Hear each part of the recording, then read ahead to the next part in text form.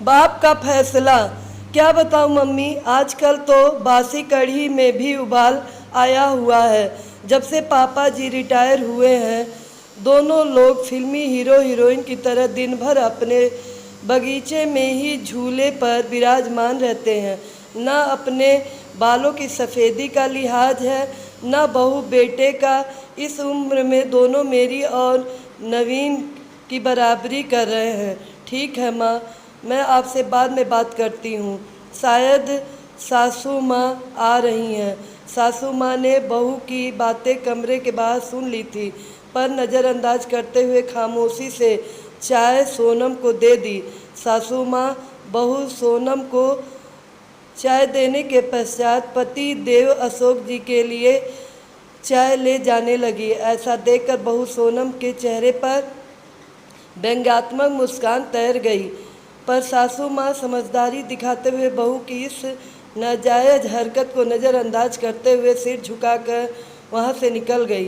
पति के रिटायर होने के बाद कुछ दिन से उनकी यही दिनचर्या हो गई थी। आजकल सासू माँ प्रभा जी अपने पति देव अशोक जी को उनकी इच्छानुसार अच्छे से तैयार होकर अपने घर के सबसे खूबसूरत हिस्से में अपने पति देव के साथ झूले में बैठकर उनको कंपनी देती थीं। प्रभा जी ने सारी उम्र तो उनकी बच्चों के लिए लगा दी थी।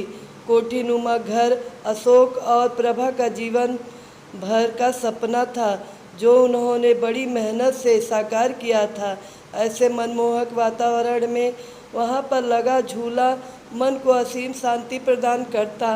पहले वह और अशोक इस मनमोहक जगह में कम समय के लिए ही बैठ पाते थे।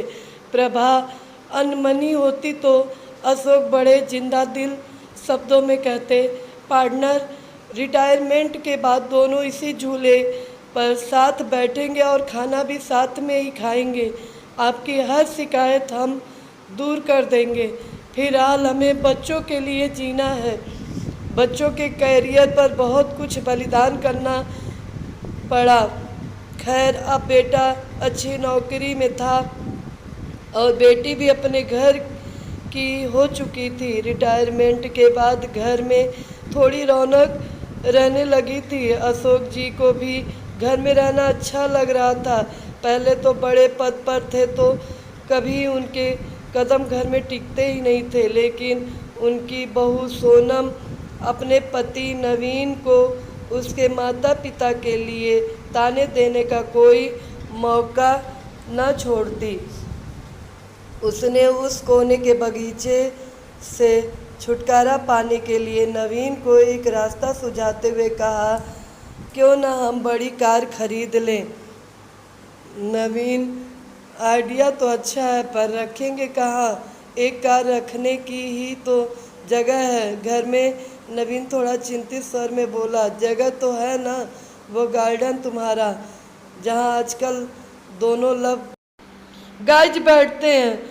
सोनम व्यंग्यात्मक स्वर में बोली, थोड़ा तमीज से बात करो। नवीन क्रोध से बोला, लेकिन फिर भी सोनम ने अपने पति को पापा जी से बात करने का मन बना लिया। अगले दिन नवीन कुछ कार की तस्वीरों के साथ शाम को अपने पिता के पास गया और बोला, पापा, मैं और सोनम एक बड़ी गाड़ी खरीदना चाहते हैं। पर बेटा, एक बड़ी गाड़ी तो घर में पहले ही है, फिर उस नई गाड़ी को रखेंगे भी कहाँ?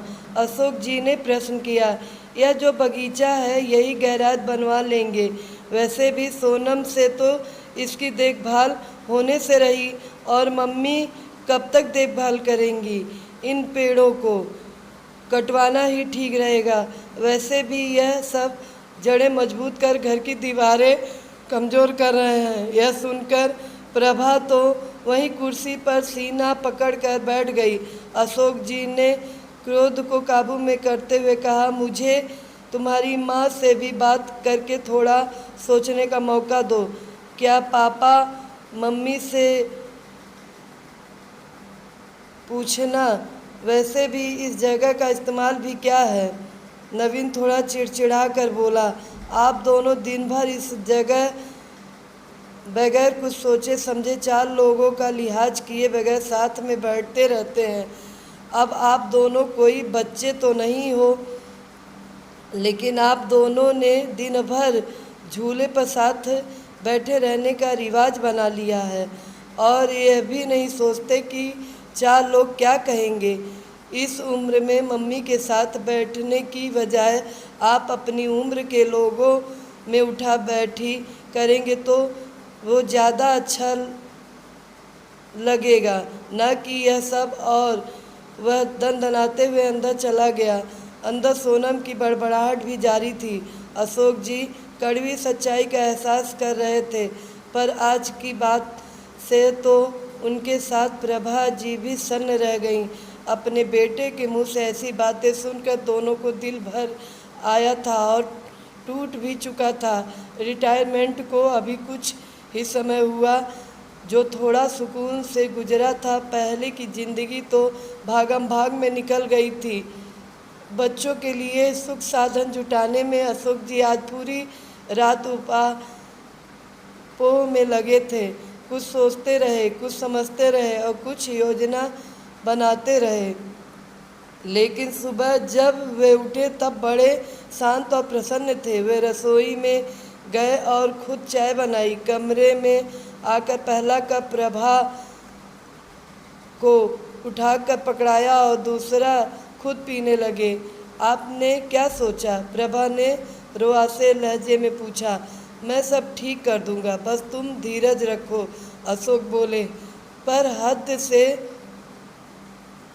ज़्यादा निराश प्रभा उस दिन पेड़ों में पानी देने भी न निकली और न ही किसी से कोई बात की। दिन भर सब सामान्य रहा, लेकिन शाम को अपने घर के बाहर टू लेट का बोर्ड टंगा देख नवीन ने भौचक्के स्वर में अशोक से प्रश्न किया। पापा, माना कि घर बड़ा है, पर ये टू लेट का बोर्ड किस लिए?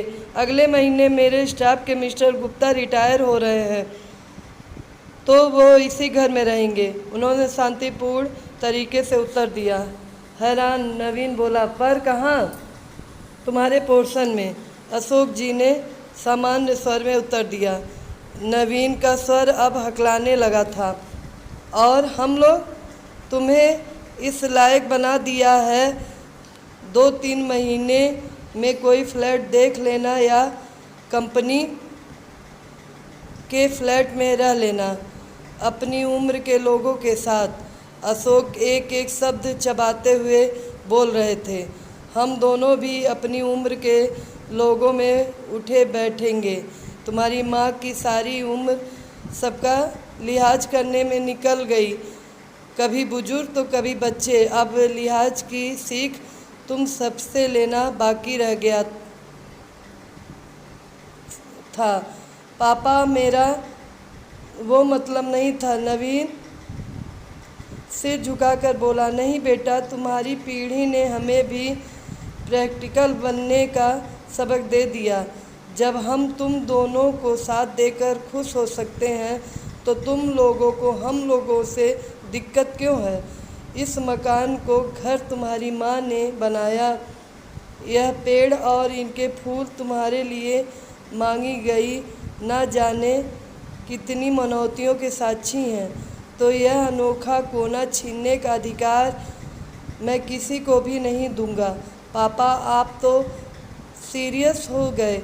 नवीन के स्वर अब नर्म हो चले थे। ना बेटा, तुम्हारी माँ ने जाने कितने कष्ट सहकर, कितने त्याग करके मेरा साथ दिया। आज इसी के सहयोग से मेरे सिर पर कोई कर्ज नहीं है। इसलिए सिर्फ यह कोना ही नहीं, पूरा घर तुम्हारी माँ का ऋणी है। घर तुम दोनों से पहले उसका है, क्योंकि जीभ पहले आती है ना कि दांत। बाप की बात सुनकर बेटे का सर सब से झुक गया।